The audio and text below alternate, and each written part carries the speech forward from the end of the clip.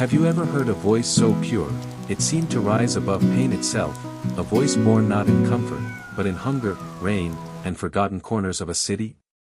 This is the story of Miguel Santos, a 15-year-old boy from the crowded streets of Manila, whose voice carried the ache of 1,000 sleepless nights. He had no stage, no microphone, no fancy clothes, only a small tin can that echoed with the sound of spare coins and dreams. Beside him, life was a silent witness. His younger sister, Laura, just 8 years old, would often sit on a broken step nearby, clutching an old stuffed toy, their mother's last gift before she passed. Lara's eyes carried both pride and fear, pride for her brother's courage, fear of what tomorrow might bring. And somewhere far away, across oceans and bright lights, destiny was quietly waiting, on a stage called International Got Talent, IGT, where thousands came chasing fame, but only a few arrived carrying truth. How does a boy with nothing but a cracked guitar and a trembling voice end up standing before Simon Cowell himself? How does pain turn into music so powerful that it could silence a crowd and make the harshest critic wipe away a tear? As the world rushes forward, chasing success and spotlight, Miguel's story reminds us that sometimes, the greatest voices are not heard in studios or arenas, they echo from alleyways, from those who sing not for applause, but for survival. This is not a story of talent alone. It's a story of love, loss, and the kind of faith that grows in darkness. It's about a brother who sang for his sister, and in doing so, touched millions. Before the lights, before the fame, before the tears, there was just a boy, a song, and a dream strong enough to move the world. Miguel Santos was not like other 15-year-olds. While most boys his age were in classrooms, laughing with friends, or scrolling through phones, Miguel's mornings began beneath the rusted awning of a small bakery in the heart of Manila. He'd wake before sunrise, his body sore from the concrete floor, his first thought not of breakfast, but of survival. He carried with him a small guitar, its wood cracked, its strings uneven, yet it was his most precious belonging. He had found it in a garbage pile 2 years ago, cleaned it, and learned to make it sing. Every chord carried a story, every note a memory. Music was his only escape from the weight of poverty, from the memories of his mother's voice fading away in a hospital room they couldn't afford. Miguel's father, once a fisherman, had disappeared after the typhoon took their home. Since then, Miguel had taken the role of both brother and protector to little Laura. She was the reason he smiled even when hunger pressed against his ribs.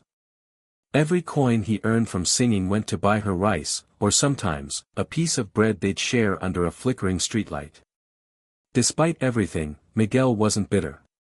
He carried a quiet gentleness, the kind that made strangers stop and listen.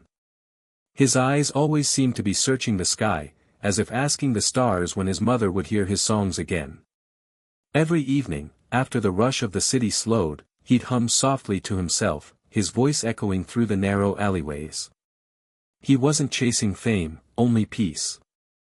Yet, deep inside, there was a hidden spark, a longing to be seen, to be heard beyond the streets that had become his stage. Miguel's life was simple, repetitive, yet filled with small moments of grace, sharing laughter with Laura over leftover bread, watching sunsets paint hope across the polluted sky, and whispering promises to his mother's photograph that one day, his voice would change their fate.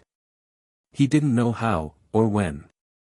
But he believed that music, the only thing he truly owned, could one day open a door to a life beyond the streets.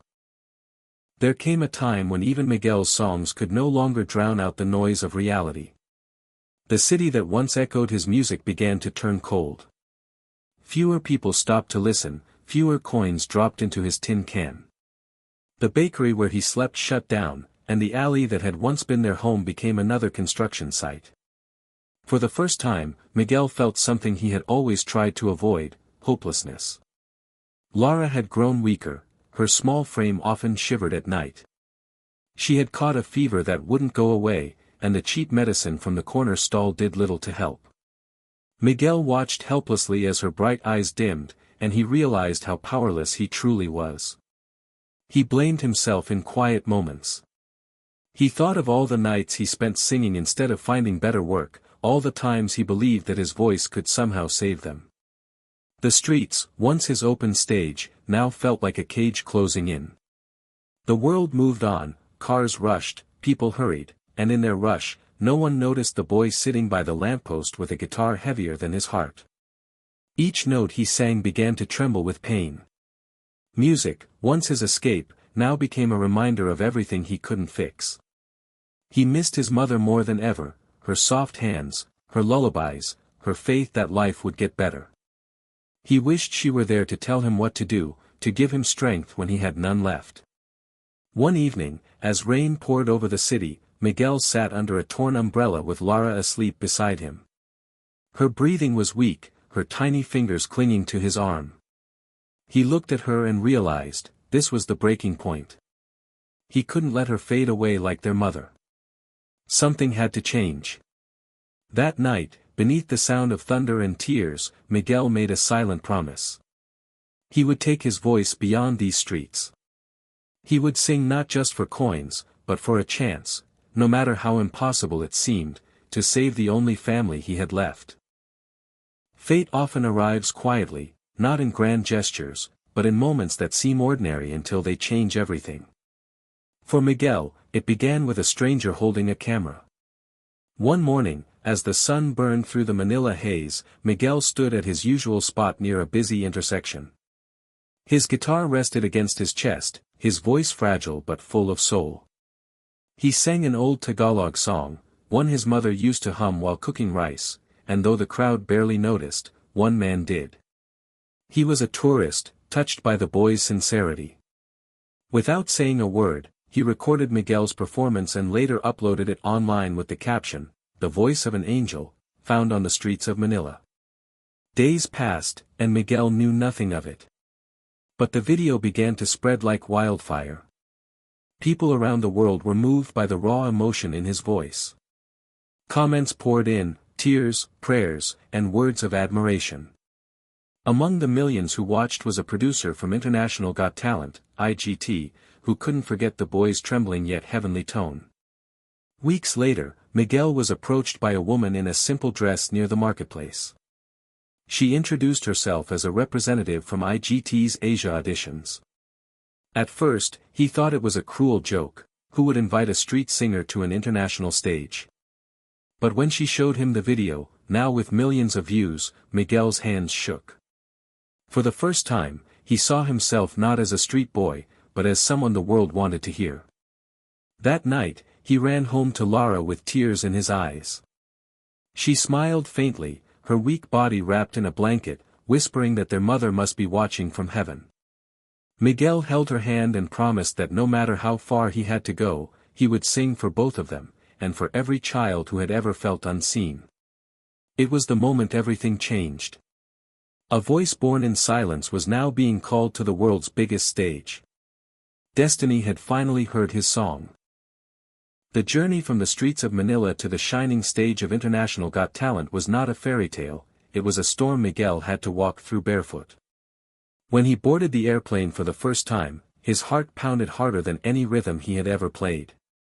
Everything felt unreal, the lights, the cameras, the luxury of a hotel room, the endless rehearsals. But beneath the wonder, there was fear, a deep, haunting fear that he didn't belong. Every contestant around him wore fine clothes, spoke fluent English, and carried confidence like armor. Miguel, with his second-hand shoes and trembling hands, felt small, a street boy standing among stars. Each night, he would call Lara through a borrowed phone. Her voice grew weaker, but her words steadied him. She reminded him of why he sang, not for fame, not for money, but for love. "Sing for us, Kuya," she would whisper. And he would close his eyes, remembering the sound of Manila rain, the smell of bread from the bakery, and the way their mother used to hum before sleeping. Rehearsals were grueling. His nerves often got the better of him, his voice cracked, his timing slipped. There were moments he almost gave up, moments when he stood backstage, staring at the exit door, ready to leave everything behind. But each time, he remembered Lara's smile, fragile yet full of hope. That memory became his strength. He learned that courage wasn't about never being afraid, it was about singing through the fear. Each mistake became a lesson, each tear a quiet vow to do better. Slowly, he began to find his rhythm again, not just in music, but in faith. Miguel discovered that his voice wasn't meant to be perfect. It was meant to be real, raw and full of the cracks that came from surviving. The audience didn't need a polished star. They needed a story, a soul. By the time his name was called for the live audition, Miguel had changed. He was no longer just the boy from the streets. He had become something greater, a symbol of every dreamer who dared to rise from the dust and sing. When Miguel stepped off that grand stage, the lights behind him dimming and the roar of the audience echoing in his ears, he didn't feel like a star, he felt like a son, a brother, and a survivor who had finally been heard. Simon Cowell's tears, the golden confetti, the standing ovation, all of it felt like a dream. But deep inside, Miguel knew the true miracle wasn't the applause. It was that his song had reached hearts far beyond what he could see. News of his performance traveled back to the streets of Manila. People who once passed him by without a glance now gathered around their small televisions, watching the boy who had once sung for coins now sing for the world. Even Lara, lying in a hospital bed, smiled through her tears as she watched her brother's face light up the screen. In that moment, she wasn't just proud, she was healed in spirit, knowing her brother's voice had given meaning to their pain. But Miguel's story didn't end with fame. He returned home months later, still humble, still carrying his old guitar. He began using his platform to help children who lived as he once had, kids with dreams trapped behind hunger and fear. He built small music programs, taught them songs, and told them that even when the world seems deaf, they must never stop singing. Through his journey, Miguel learned that success is not measured by trophies or lights, but by the lives we touch along the way.